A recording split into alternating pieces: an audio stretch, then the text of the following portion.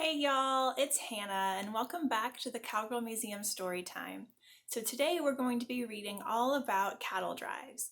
Now we typically think of cattle drives as something that is only done by cowboys, but that's not actually the case. There were several cowgirls who were involved with cattle and trail drives just like the men. Lizzie Johnson was actually known as the Cattle Queen of Texas. She rounded up stray cattle, branded them, and sold them up north just like other ranches.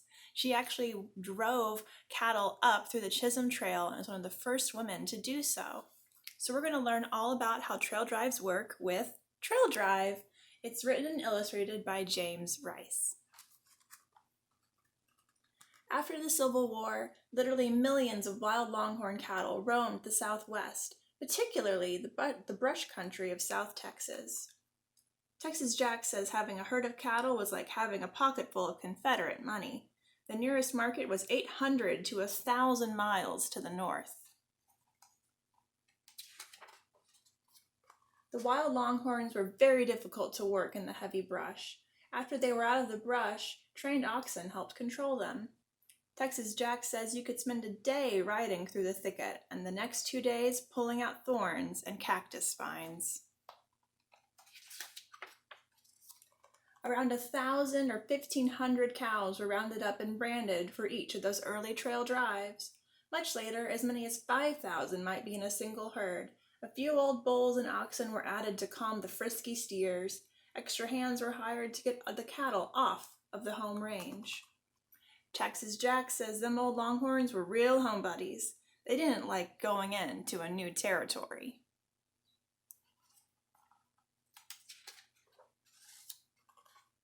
A herd spread out a mile or more on the trail. Scouts rode ahead to find the best route to water. Point riders with oxen guided the herd. Swing and flank riders kept the herd together, and drag riders brought up the rear.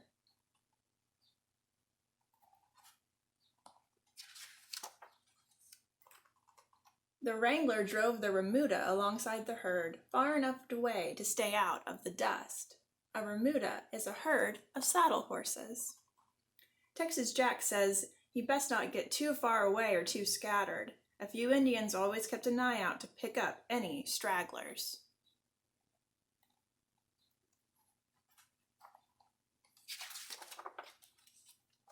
The nighthawk's job was to circle the herd and keep it bedded down at night. It helped if he could sing or play the harmonica to calm the herd.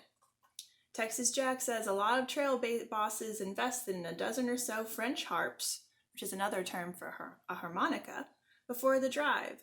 The music didn't have to be good, just as long as it was soothing.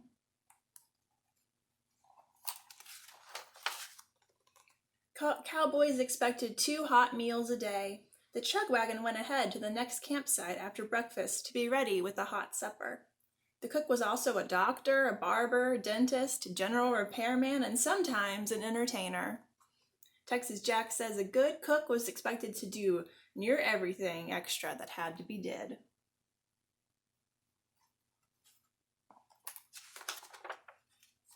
River crossings, especially in high water, were a real hazard. The trouble usually started when a cow tried to turn back midstream, causing a mill. Good point men and a few good swimmers were invaluable in leading the stock across.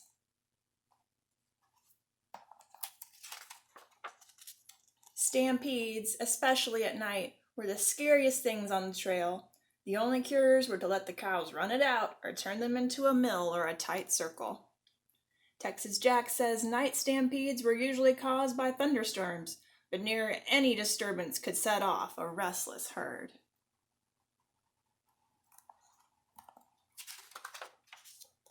Indians north of Texas often stopped the drive, demanding a toll to pass through their lands.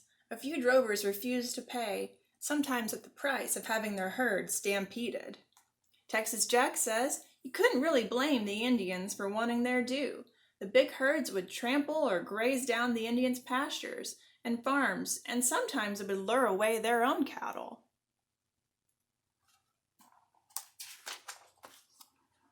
Farther north, they were often halted by local farmers or ranchers. The longhorns carried ticks that spread Spanish fever to northern herds. Texas Jack says them tough longhorns was immune to just about everything, including the Spanish fever.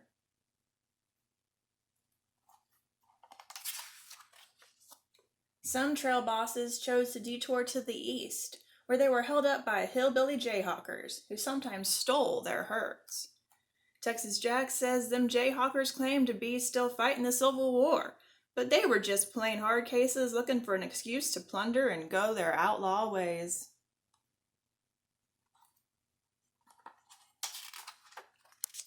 Most trail drives eventually reached their goal, the market at the beginning of the railroad. Later on, shipping center moved west from Kansas City, Missouri to Abilene, Kansas. Texas Jack says the smart cowboys put some wages aside for winter, but quite a few spent them celebrating on the town several nights and wound up riding the grub line broke until the next season.